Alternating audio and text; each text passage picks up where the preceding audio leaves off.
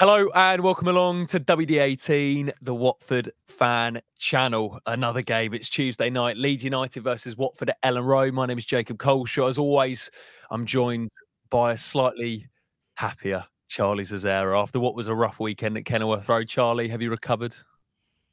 No, hopefully we do not talk about Luton at all in this video. We might have to touch upon a few things, but yeah, it was terrible. Still not recovered. So luckily we've got a nice game to bounce back to tomorrow night. Does it get much more difficult than this? I mean, I know Leeds are third in the table, but Sunderland are top. We've already played them. We won against Sunderland at Vicarage Road. Burnley, I guess. But I feel like Leeds away is one of the toughest tests you can get, especially following that result, Charlie. Yeah, I'm running scared. I'm not going to that one after a couple of bad away days at Elland Road. So hopefully we can just get out there alive and look forward to the Blackburn game. But our guest is he's got some insight about how we could exploit them. So I'm looking forward to hearing that. And we're delighted to be joined, teed up beautifully by Charlie, by Locky, a Leeds United YouTuber, fan most importantly. But the great thing about Locky is his analysis around Leeds United. Absolute pleasure to have you on, mate. Really interested to hear the Leeds United perspective so far this season, but also going into this game, because I feel like for Watford fans, we know the Leeds United of last season, but it'd be interesting to hear what's maybe changed under Daniel Farke from last season to this one. First off, mate, how are you getting on? Yeah, I'm good. Obviously, a crazy result at the weekend. Very happy. We're actually, as a fan base, very nervous. I think a lot of us in that one. You know, we've had injuries this season, which has not helped, especially with Ampadu and Gruev. Our two starters losing long-term injuries in the space of a week is wild. But yeah, it's a pleasure to be here as well, guys. Not used to doing opposition stuff like this, so I'm excited. But yeah, the Leeds this season is.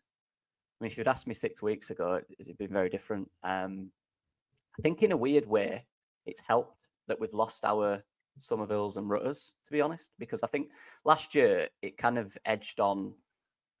our performance edged on how good are them two playing. And I think we became a little reliant on them. They were very good players, obviously, on their day. They could win any game for you. But near the end of the season, when they both weren't performing at the level, we struggled to find ways to break teams down.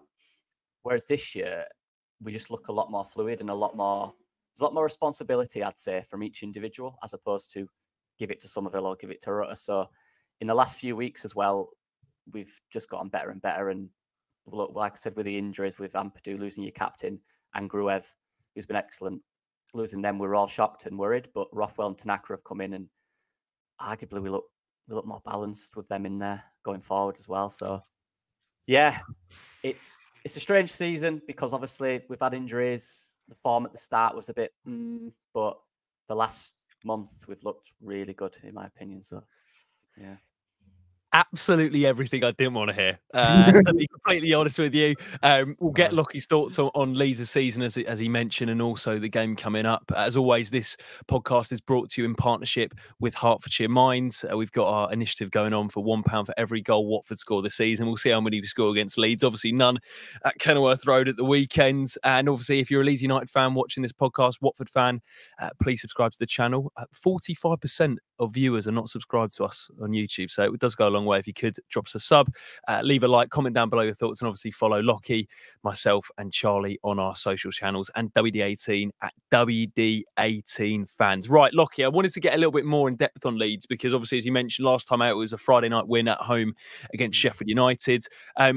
Was that a statement win from the outside anyway? It felt like a statement win quite early on in this championship season. The first defeat for Sheffield United, a game that was billed as one of it's obviously two top teams in the championship as well. From a Leeds perspective, did it feel like you put a marker down in this division after Friday? I think so. I do think so. I think we needed that though, because we've had a lot of good wins this year, but you kind of teams we as you know, obviously coming down from the Premier League last year, we'd expect to win them games. But that one we played Burnley early on in the season, and to be honest, we were really good against Burnley. We dominated and we just didn't take our chances. That's been a big issue all season, being clinical.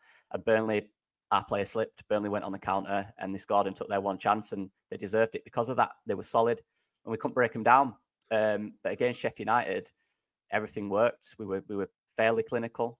We dominated them. You know, it was the way off the ball for me, how good we are.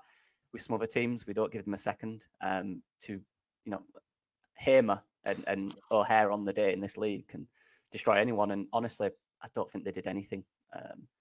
Vinny Sues as well was really quiet. So the whole performance was really good for me.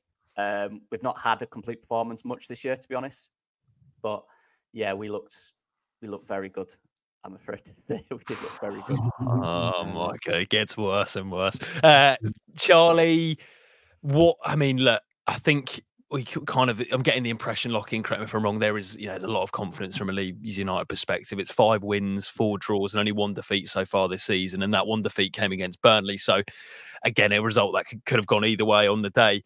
From a Watford perspective, Charlie, confidence, despite a good start to the season. We mentioned that Middlesbrough result on the just before the international break, and we're 8th in the league. We've had 5 wins as well, but 4 defeats and 1 draw. It does just feel like the confidence is shot to bits. I don't want to overreact, but the result, what that derby meant, we did the build up to it. We've gone away from home, and again, our away form has come to its head once again, where we just haven't turned up, unfortunately. So what's your feeling like going into this one on Tuesday?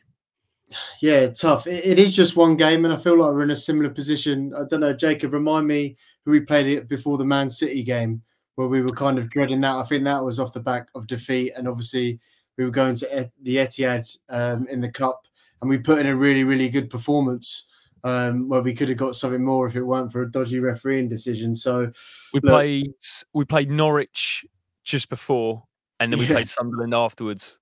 So a very similar away performance, Norwich and Luton, but the performance we got at the Etihad was really, really promising against obviously a world-class team, and Leeds have got some fantastic players and are going to be one of the teams that are going to be going for automatic promotion this season. So a positive performance at Elland Road, and then we're back home against Blackburn, where we've got a fantastic home record this season.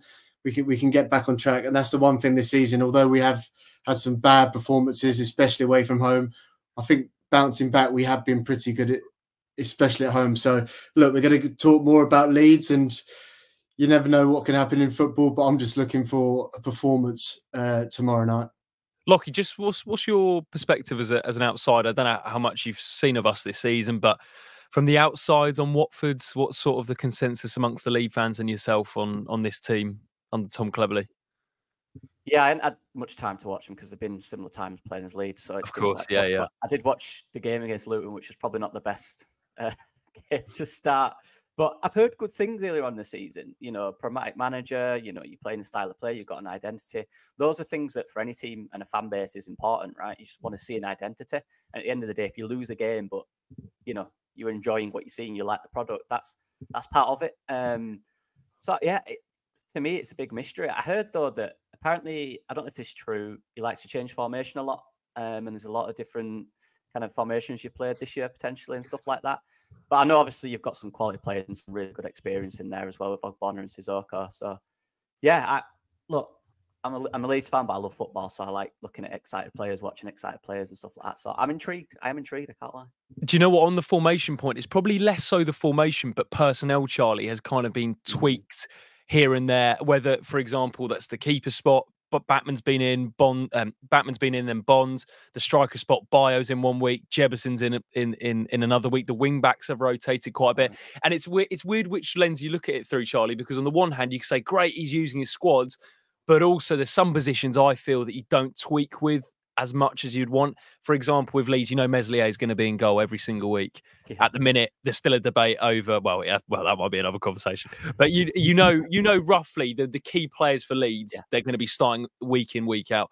With Watford's, the striker position is one that is frustrating me because I almost feel like you need to give a player a run of games, whether that's Bio or Jebuson. We're still trying to search there. The wing backs I get because of the load on the players. But is it? Maybe this is me being a little bit reactionary after the weekend, but does it still feel like we're searching for our best team? I think we are, yeah, which is difficult. And I don't think playing Saturday, Tuesday is going to help. I think we're going to see a lot of rotation and kind of what Locky said earlier about us changing shape. I think that's the thing that we're going to see against Leeds. We've got a couple of things we're going to talk with the starting 11s, but I think we are going to see a back 5 and that 3 in midfield and 2 up front. So there has been those tweaks, and we've seen kind of cleverly tinker, especially with the personnel. I think there's potentially going to be a lot of changes for this one as well, considering we've got 2 games in a couple of days. But one thing that I'm taking from positive is the principles that he's instilled this season, playing with wing backs, try to be good in transition. So yeah, hopefully we can stick to them and continue to improve, because for a bit of perspective, we are a new team, loads of players shipped out, obviously player and young player of the season both leaving. Clevs is still early into his managerial reign, so trying to stay positive, and hopefully all the positives we can see some of that in our performance at Elland Road tomorrow night. For sure. We'll get onto the game tomorrow night, Locky. Could you maybe just run us through some team news, Leeds-wise? Is there any injuries? Is there any suspensions? Is there anything we can expect? Well, Farker's literally just finished his presser about an hour ago. There is no more fresh injuries. Solomon and Dan James are back, which will both be on the bench, which is ridiculous to have on the bench at this level, to be honest with you. But they have been injured. They're back. Yeah, obviously Ampadu, Grueva's still out. They'll be out till January, February, so that's not good. But yeah, everyone's fit apart from Gruev and Ampadu, I believe, and Wober, Max Wober as well, our centre backs, had a knee operation. So apart from that, we're all good, I think. Okay, and then from a Watford point of view, Andrew French reported from Tom Cleverley's press conference that Daniel Batman has passed a fitness test this morning, so he is available for selection. We'll get into whether we'd start him or Jonathan Bond at Elland Road. Ogbonna is the big news, though. His hamstring injury that he picked up at Kenilworth Road means he could be out for weeks, though, rather than months. Sierraut is fully fit, and Gakia and Kevin Caben, someone who obviously signed in the summer and we haven't seen just yet, they both should be in contention for Saturday as well. So that's the main sort of team news coming from both sides. I guess, Charlie, let's run on to sort of the tactical setup and how we think both teams are going to play. I know we want to hear from Locky on the Leeds perspective, but yeah, I'll leave it to you here to take it from here on the tactical side of things. Shall we let our guest go first? And obviously Leeds with the home team. I don't know, Locky, if you want to run through what you think the 11 might be and a bit about each of the units. But I'm guessing Billy is going to start in goal, isn't he? Yeah. After I'm guessing you guys saw the last kick of the game mistake. Yeah. But yeah, Meslier will start in goal. He's an interesting goalkeeper, is Elland Meslier. I won't spend too much on him because honestly, you don't know what you're going to get each week. One-on-one with the defender, the attacker in front of him is ridiculous. Back in one-on-one, but when it's easier saves close to him, he just seems to miss them. But yeah, he will start in goal. Yeah, Elland Meslier. The back four will be Pascal Strout, right, left centre back. He's been unbelievable this year. He's been a good player, and yeah, Rodon will be the other side as well. He's been a good player for years as Pascal Strout. He's just had injuries each year, which has kept him out for 2 or 3 months. He's not really developed, but he's been probably our best player this season, to be honest, Pascal Strout. Has he been captain in the team? Since Ampadu's out, yeah. And he's such a calming influence. And then you've got Joe Rodon on the other side, who obviously is very aggressive, more emotional. So it kind of evens out. But them two this season, and with the fullbacks being Bogle and Firpo, they've just grown together, the back four. Firpo has been genuinely one of the biggest redemption arcs in Leeds' recent history, I think. We signed him from Barcelona in the Prem, and he was beyond shocking for 2 seasons. He had COVID about 4 times. He couldn't keep fit. He kept getting battered by Mo Salah and all these wingers every week. But the second half of last season and this season, I said about Strout being our best player, but Firpo can put a name to that as well. He's been brilliant. I think he's got the most assists since January last year in the Championship, I believe. He's been a revelation. And then Jayden Bogle, obviously you guys will be aware of him. He's been around for a while now, good defender. Definitely grown into his role. He struggled at the start, but he was really, really good against Sheffield United the other week. And that unit is probably been the most consistent and impressive part of our season, to be really honest with you. I think it's been really good. Even the first game against Portsmouth, where we conceded 3, none of them were their fault. One of them was a worldie, one was a goalkeeper mistake. So, yeah, that back four has been excellent for us this season. I can't lie. It's been really good. Midfield, now, unfortunately, obviously, Gruev and Ampadu out, who were the starters. So we've gone with Rothwell and Tanaka. the only two we actually have currently at the club. We are close to bringing in a free agent, I believe, but Farke's not mentioned who it is yet. So there's a few names. Tell us a bit more about Tanaka. I'm not too familiar with him. What's he been like? And what sort of player is he? Oh, I had the joy of. I used to watch Bundesliga too. Well, it was on YouTube. I used to watch it when I was doing my work at uni, so it was always on. And he's a joke. Without getting over exaggerating, I think if any player is going to transfer to the Premier League in this side, for me, it's Tanaka. Wow, it's just so calm. Nothing phases him. He's extremely press resistant. His decision making is unbelievable. He's a player who's really smart, plays with his brain. Not the most quickest, not the strongest, but a guy who plays 2 steps ahead of everyone on the pitch. He's come in, and I wanted him to start last year. I did a video on him about how Leeds should sign this guy. We got Kamara instead, who's obviously gone to Rennes, but Tanaka's finally joined, and yeah, he's been absolute joy since he's come in. He's a vital part of this team now, and he won't lose his place. This is going to be interesting, though, when Ampadu does come back. Rothwell and Tanaka playing really well. But yeah, Tanaka's one that cause any team problems, to be honest. And Rothwell's come in and he's been brilliant again. He got criticised when we signed him. People said he wasn't ambitious and all this stuff. But again, he was our man of the match against Sheffield United. The way in which he just drives at the ball. Again, the decision-making to go forwards. We had a problem with Grave and Ampadu, who were both really good, but they're quite defensive-minded. Rothwell gets that ball and he looks forward.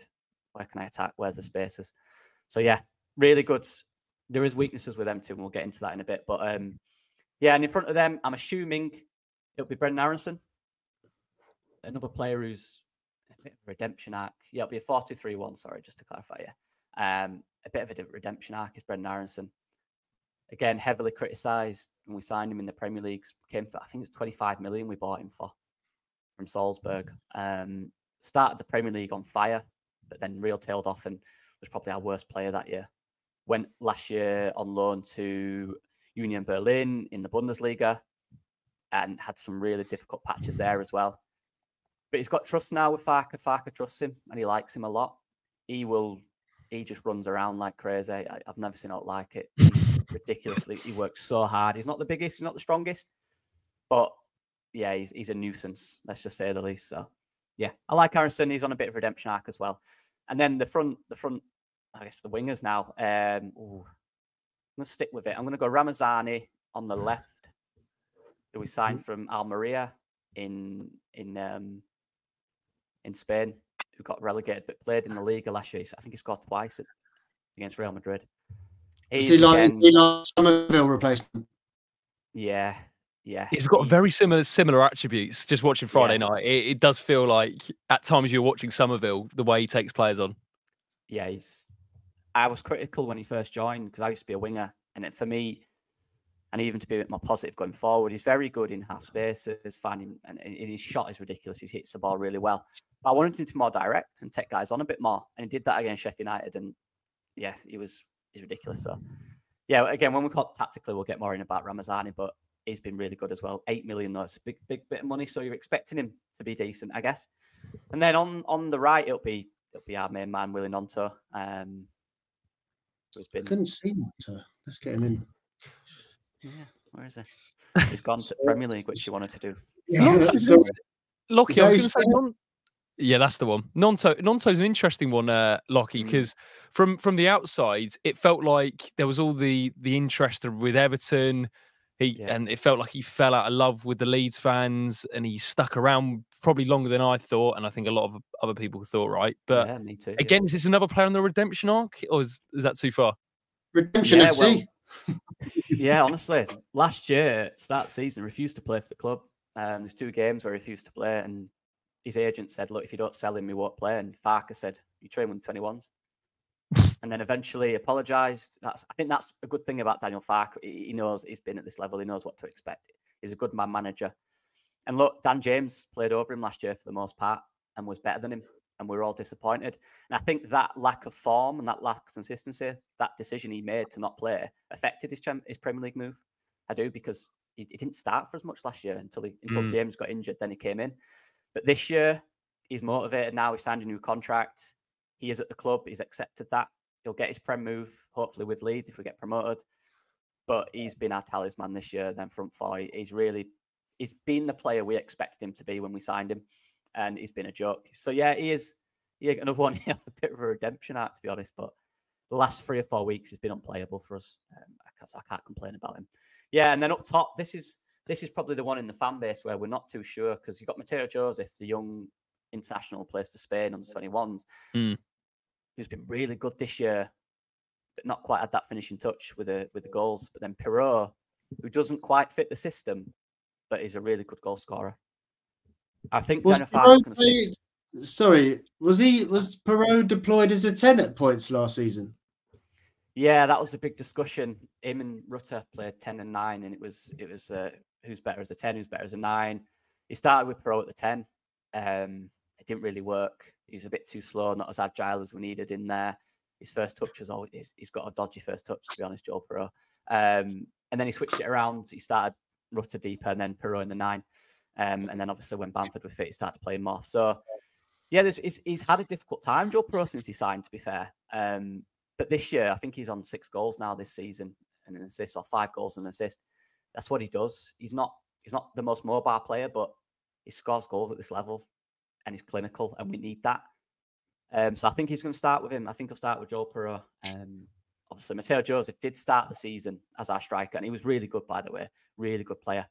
But I think Farke just wants a bit of a goal scorer in there who's going to get you 10, 15 goals a season. So yeah, that'll be the lineup, I'm assuming. He said in his presser today he doesn't like to change too much. He doesn't have to.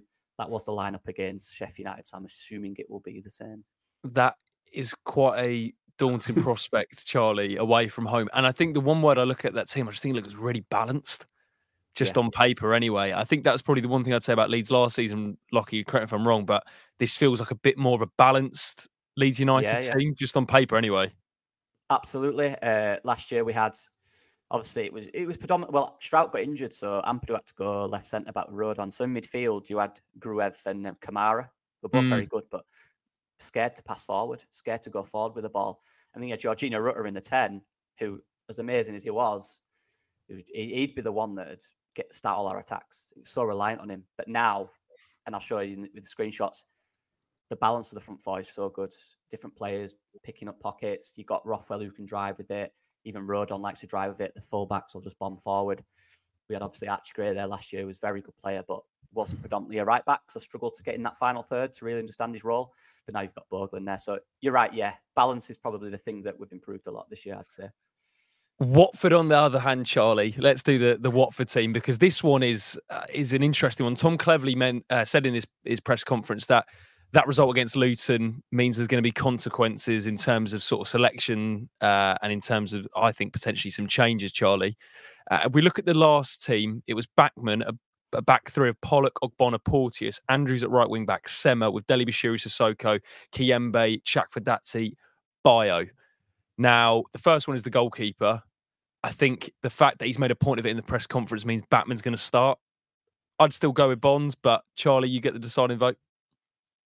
Yeah, I think I saw a quote from Cleverley saying when Batman's fit, he starts, which I'm not too sure that could age that great. We've spoken about Dan Backman 100 times before, kind of similar to Melier, really good shot stopper, but sometimes does some mad things. He doesn't command his box, and he puts the defence kind of not the most at ease. He puts us on edge, though. We were in the stand, Charlie, at the weekends, and we felt on edge. Yeah, but I just think that is at that point, there's not too much, but I think we've just got to live with it. And I'm quite surprised Plebs just kind of said that, because if he has another nightmare, then there's going to be more noise about it. But he's Clevs' man. He's going to back him. So I think he's going to start. Back three, I think, like you said about in the team news, Ogbonna's an absolutely huge miss. Ever since he's come on, he's been one of our better players. And the fact that he's going to be out for weeks is a bit of a nightmare for us. I think Pollock's been our best player, so he'll be back in. He will be in, sorry. I think Sierraut has been mentioned, hasn't he, saying he's fully fit. Am I right in saying, Jacob, that he's going to start? It's going to be quite a tough one for him to come straight into, but do you think Sierraut will start alongside Porteous?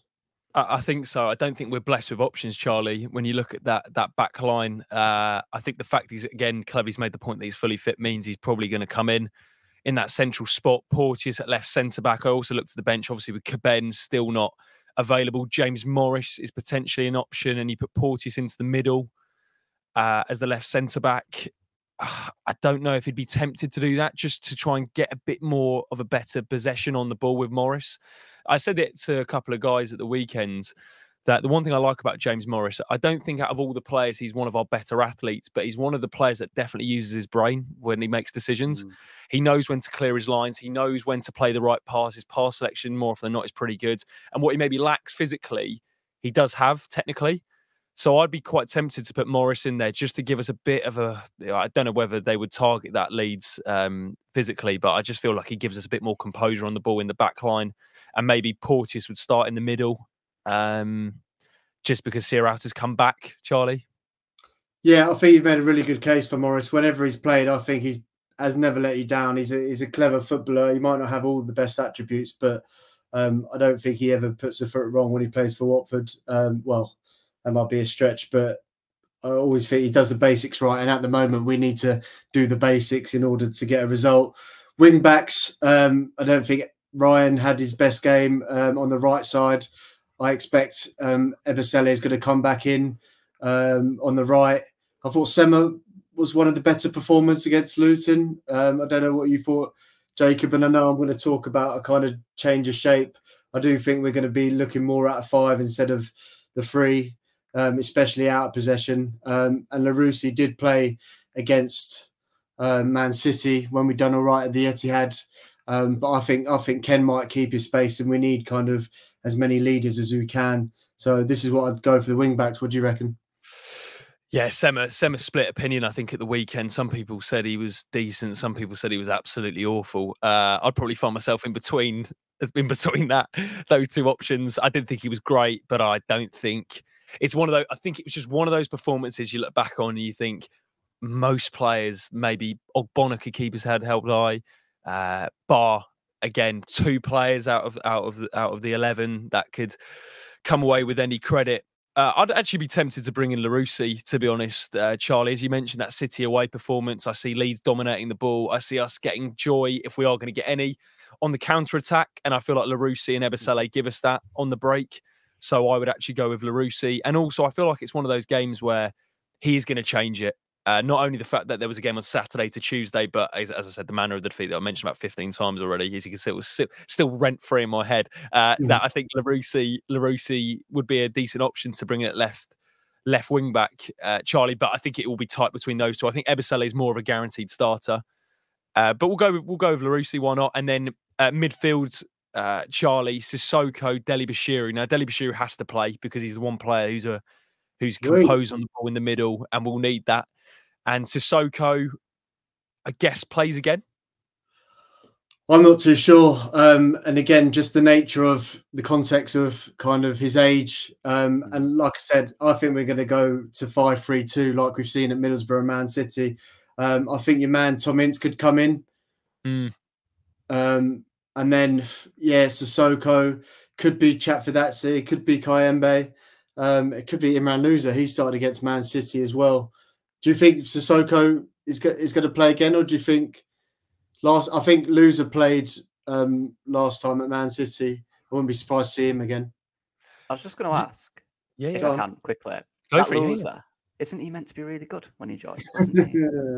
Oh, Locky. Does everyone say that? Does everyone say that? You know what? I think it's easy to forget with Imran Louza that when he came into the team, we signed him from Nantes, and in the Premier League, his best position for Morocco was in this number 10 role. But actually, for us, he played as a number 6, and he put in a couple of brilliant performances against United at home that people talk about a lot.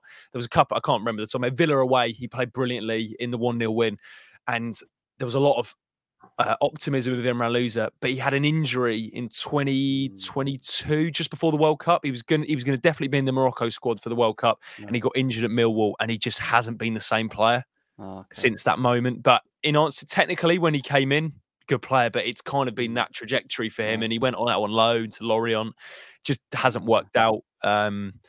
But I think just on that midfield, Charlie, I think it will be Dele Bashiru, Sissoko, and Ince. Okay. I don't think he'll take Sissoko out for this one. And I think Tom Ince is actually the play. I know I wanted it against Luton, but I think he gives us a better shape out of possession, Tom Ince. And then up front is the big one. Chakvedetsi is absolutely going to start because he gives us that ball carrier. And he's the one-man Locky he's our best player, Chakvedetsi. I mean, when you mentioned about Tanaka being a Premier League player, I think most Watford fans agree that this is a guy who should be playing in one of the top 5 European leagues, whether that's Serie A, La Liga, Premier League, Bundesliga, etc. But I think the biggest one, though, Charlie, is whether you go for Jebison or Bio after the weekend. Yeah, I think we spoke about on our post-match point video after Luton, and I've made the case for Jebison. I think he's got all the attributes, his confidence just on the floor, and he just needs minutes. He needs to start 5-10 games in a row, and then it'll be a good chance to fully judge him. Bio started. I saw a stat, I think the Watford Way tweeted, Bio made 1 successful pass during his 55 or so minutes against Luton. So I want to see Jebison get that run. I want to see him get those minutes and see what he can do, and he might get a bit more space in transition, and I think that suits his attributes in terms of his pace. He's got really good movement, so that's what I'd go. That's what I'd go with.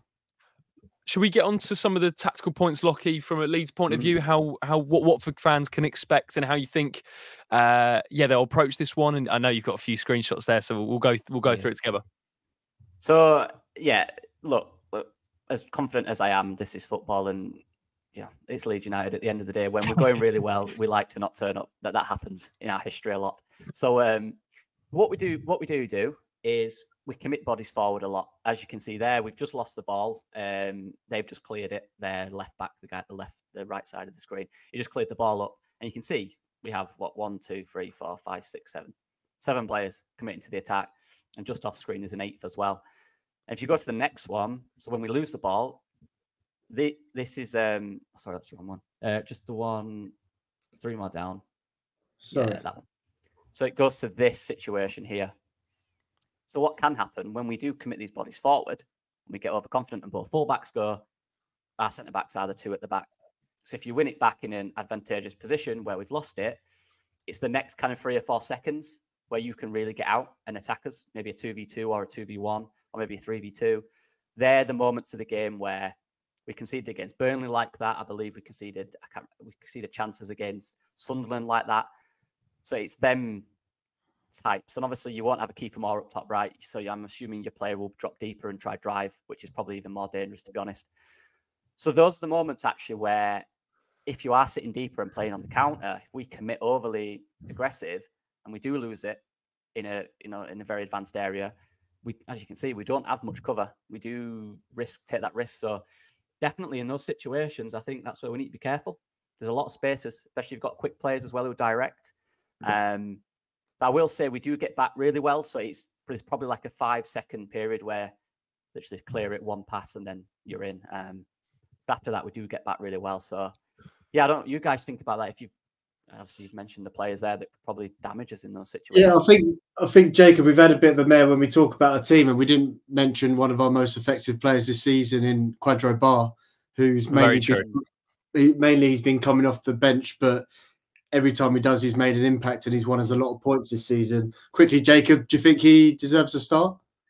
Well, look, Charlie, I know I'm going to keep banging this drum, but I think he's our best option as the 9. I know people don't want to hear it, but I think if you talk about someone who, look, I think the narrative around Bar would probably be different. Not that there is a narrative, actually, that's stretching it, but I think the conversation around him would be different if he had scored that 1-on-1 against Preston, because he got in a really, really good position. He pulled off his man. He's 1-on-1 with the keeper. Should have scored, but that bit of movement I don't think we've seen from Jebison. I also don't think we've seen it from Bio at all. So if it was down to me, I'd play Bar, but I also don't think we can underestimate the idea of bringing on a player at 60 who can just go for it. And if we do need to chase the game or it's at 0-0, he's our sort of wild card that we could bring off the bench to change the course of a game. So is that someone, in terms of attributes, Locky, Bar is someone who's very physical, he's very direct.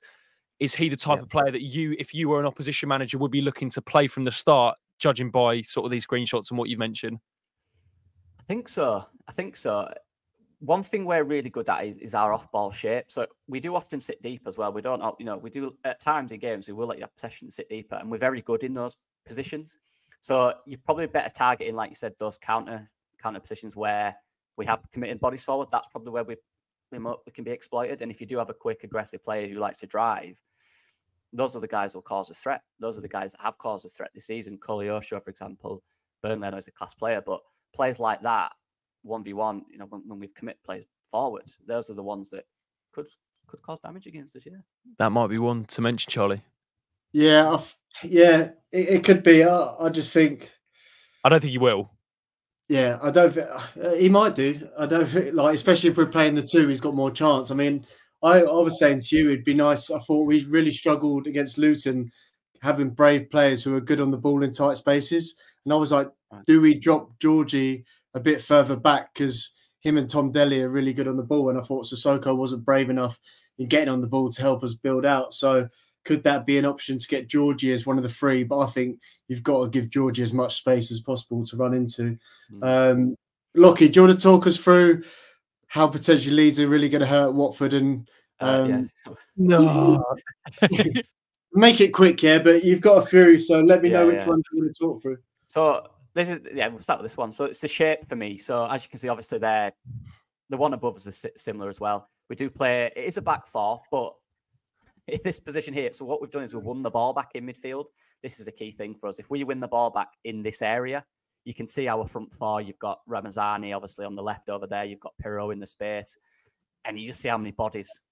With one pass, then you give it into Pirro's feet. You've got Ramazani. And just off screen, you've got Nonto on the right as well. These are the areas where we're really dangerous when we do win it in those central areas, because we compact the ball really well. We make the pitch small. And then when we attack, one comes to feet and the rest just go. So if you just go to the one above as well, the screenshot above. Yeah, another example. As you see, that's run on the ball. You've got Tanaka there as basically a centre-back and Strauch out wide. Everyone else then is in the attacking role. Both, obviously, Thurpo on the far side, the full-back, and Jane Bogle off screen. So when we do attack, we do have a three at the back, and everyone else basically just roams around. It's really fluid. You can see there, Nonto just kind of in the middle, just behind the ref. Yeah, that's our right winger. And Ramazani, who's just in front of him, next to Sosa there in the middle, is our left winger. So that gives you an indication of how kind of free-flowing the attack are. The front three, him, Aronson, and Nonto Aronson and Ramazani, they move a lot. They move a lot, and that's one thing that was really good against Sheffield United. If you go down to the ones below it as well, I'll show some other examples.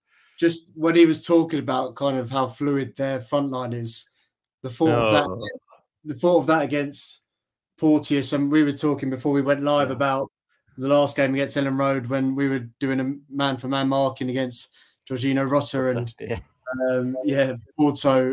It was a tough afternoon for him, but that could be something our defenders are going to have to really concentrate on, because when we do play with the five, and we saw it against City, when it does get punched into the attacking players, the defenders do come out, but they've got to be switched on, because if they're too late and there's space behind, it could really be damaged. Is this the next one you wanted to talk through?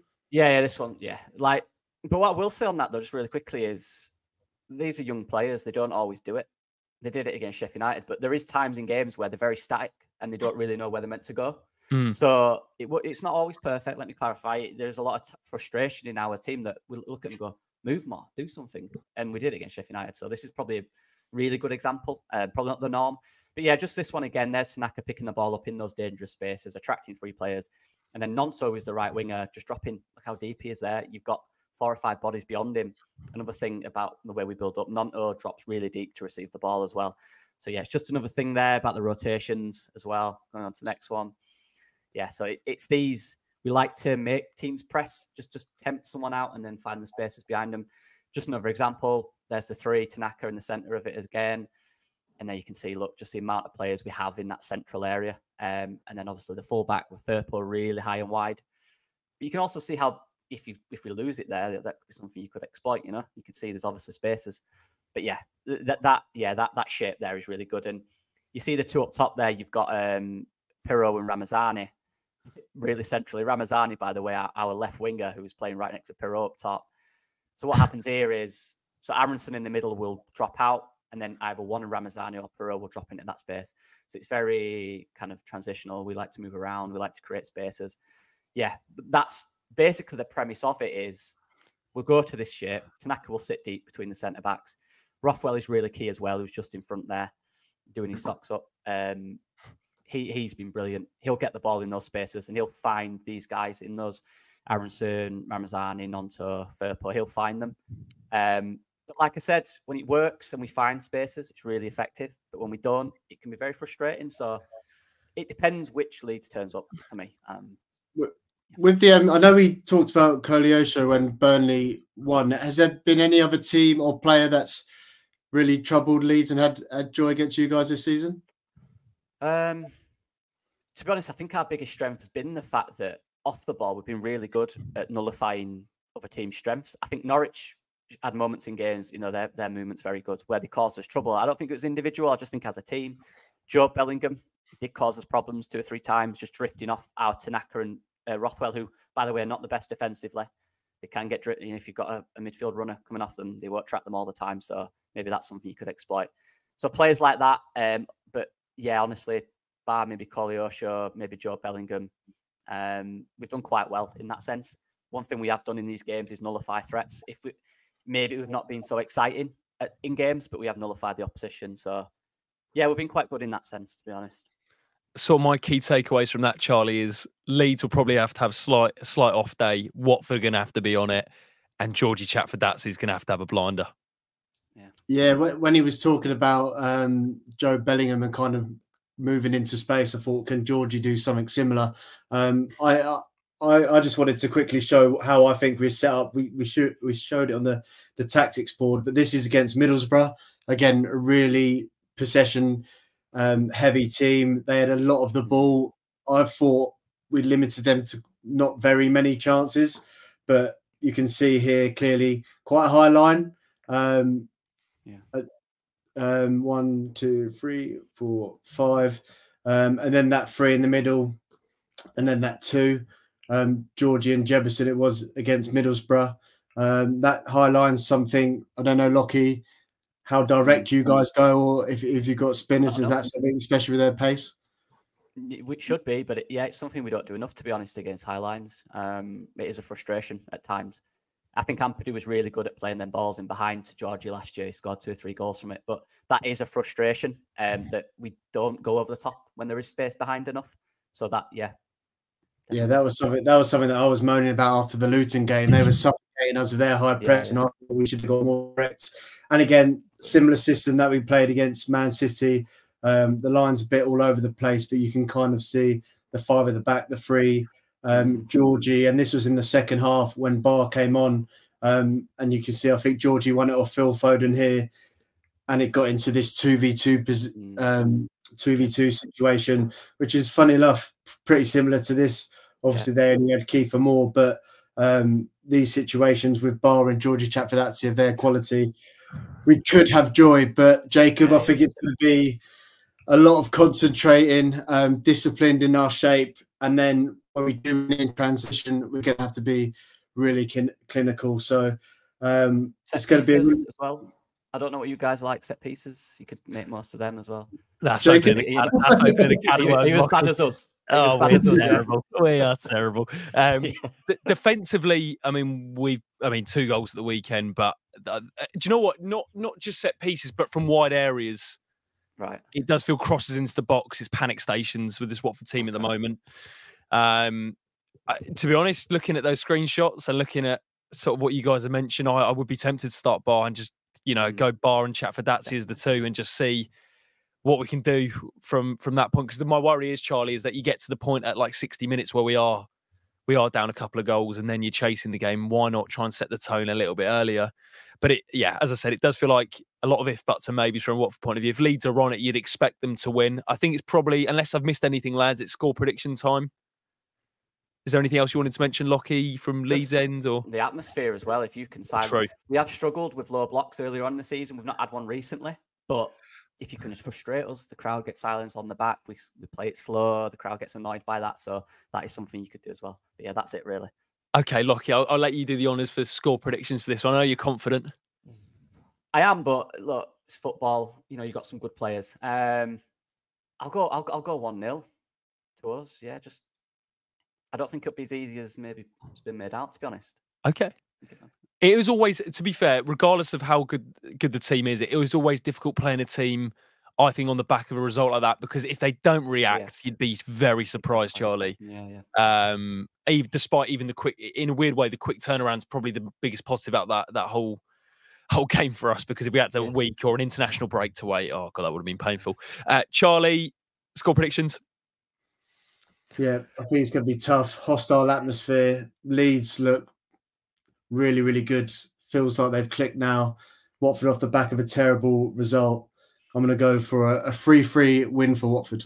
And that will be a win. A point will be a great result. Absolutely. Yeah. Look, I don't know why. I think we'll score, but I think we'll lose 3-1. So I think that's my score. I'm very much half glass empty at the moment. It's going to take me a while to recover. But I think that's where we're going to wrap it up. Locky, what a pleasure. Thanks so much for coming on, mate. And the insight there was fantastic. Made me feel even more worried for Tuesday. But look, it's really good to hear that perspective, because we all hear about how well Leeds are playing, but actually to kind of understand why they're playing so well is great insight. So thanks so much, mate. No worries. I enjoyed it. Top man. Charlie, how are you going to spend the rest of your Monday night? Not thinking about tomorrow. Probably watch Monday Night Football to figure out see how it's done. Let's see how tomorrow goes. And like I said, another game on Saturday. And I'm making the trip down again to Vicarage Road, so I'm hoping for another home win. But yeah, no, it's been great having Locky on. A proper scout with some really good analysis. Appreciate you putting the time and effort, especially with the screen grabs. And we'll put the links for what you do in the description below. So make sure everyone check those out. Yeah, absolutely. Make sure you do go and check out Locky's stuff, as Charlie mentioned. It's really, really high level. So make sure you do that. Subscribe to WD18. Give us a 5-star review on your podcast platform. That always goes a long way. Leave a like on the video. Subscribe to WD18. Comment down below your thoughts. And we will be back reacting to this one on Wednesday, hopefully after a positive Watford performance and positive results. Take care of yourself, guys. Have a great one, and up the audits. You odds.